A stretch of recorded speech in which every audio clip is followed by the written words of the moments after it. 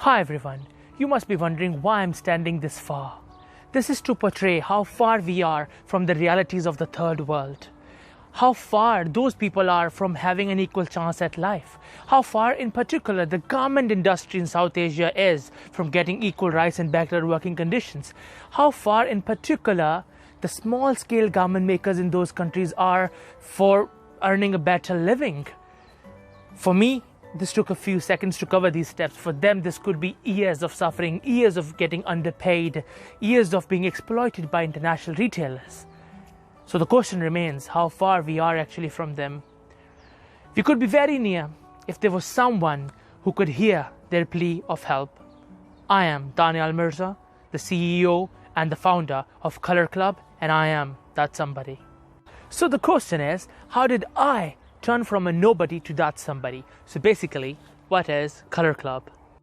So Color Club is a social enterprise striving to improve conditions for small-scale garment makers in South Asia by providing them the right machinery, the right training, digital training, and especially giving them international exposure and giving them the recognition that they so deserve. And our legal structure is a kick. Yeah!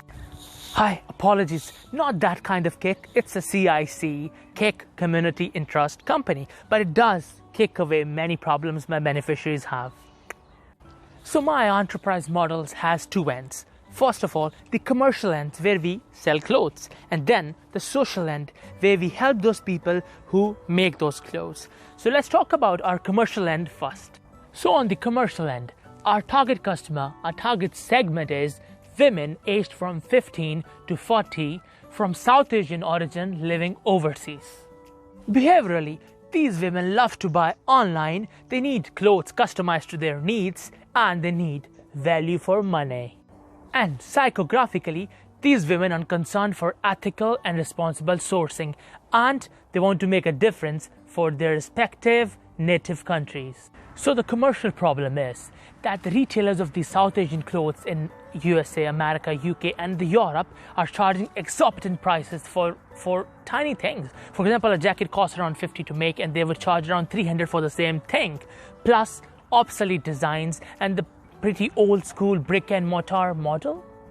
So the question is, will those women pay 6 times the cost for something which is outdated and for which they have to actually drive to the store in their busy life?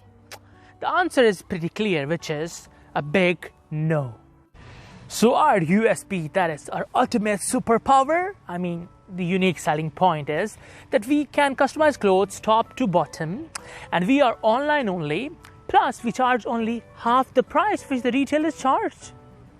So will those women buy something which is highly customized, which makes them unique among the rest, plus saves their precious money, and which can be ordered online while they're sitting on their sofas in their comfy PJs? Any guesses? Yes, you're right. That's a big yes. Let's shift our focus to our social end now. Our beneficiaries are demographically placed in South Asia and they are small-scale garment makers, especially in Pakistan and Bangladesh. Behaviorally, these people have the expertise to make South Asian clothes, but they do not have the resources to make it big. Psychographically, these people are ready to learn new ways to sell, that is, selling online, and be self-sustainable. So the social problem at hand is that these makers do not have the machinery or the resources to make and produce a complete end product that they can sell. So they don't have a bargaining power. In terms of money, they get exploited by international retailers. They can barely put food on their tables. So our USP, in this case, the ultimate superseding purpose of our enterprise is to give these makers the machinery so that they can make complete end products, train them digitally so they can sell online themselves, give them international exposure through our Instagram platform, plus give them the recognition they deserve by labeling each and every cloth that we sell with their stories.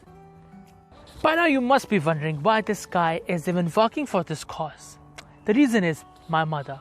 And for that, you need to go back in time. It's the late 90s. I'm around 7 years old. And my mother used to sew clothes for a living to support her family, whereas my father was abroad looking for better job opportunities. And at that time, my mother's faced a lot of problems in this industry. She did not get governmental or any institutional support. She did not have the right machinery to make it big, and international retailers used to come for her embroidered stuff and used to pay her only a tiny fraction of what they used to charge internationally.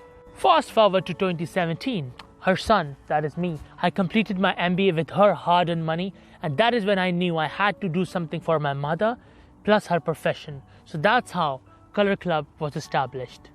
So now let's talk about the money, the revenue model. It's very simple.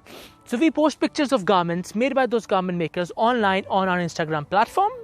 People give orders from all over the world by seeing those pictures to us. We take 70% of the money advance. Then we give the order to the makers. They make the order. We manage the logistics from the maker to the customer itself.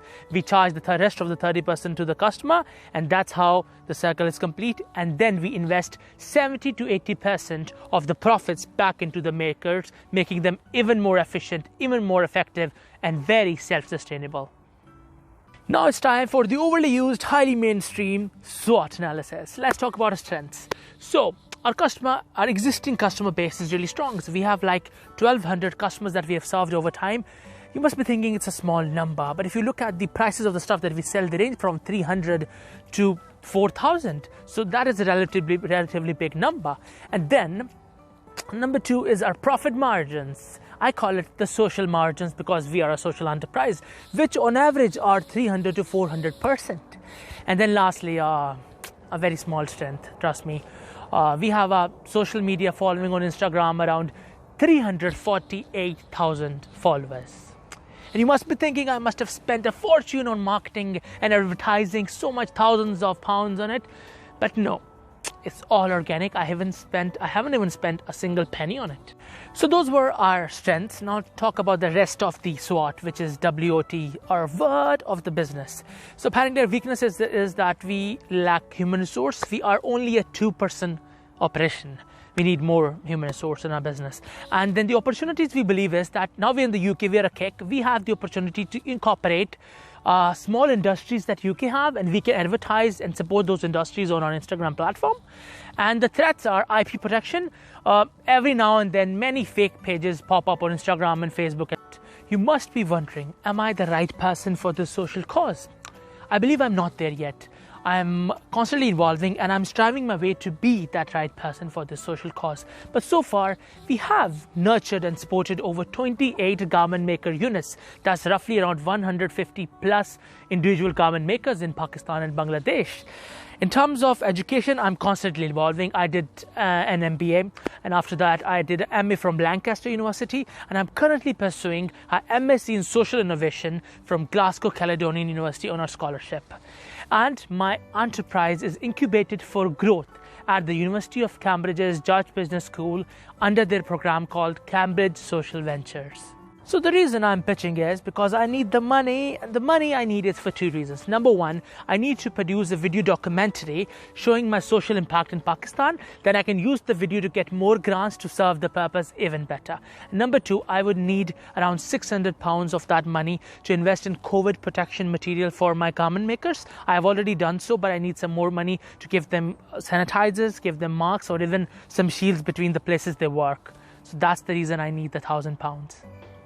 So that brings me to the end of the video, but not the end of my passion and my will to make a difference for this social cause that I'm pursuing.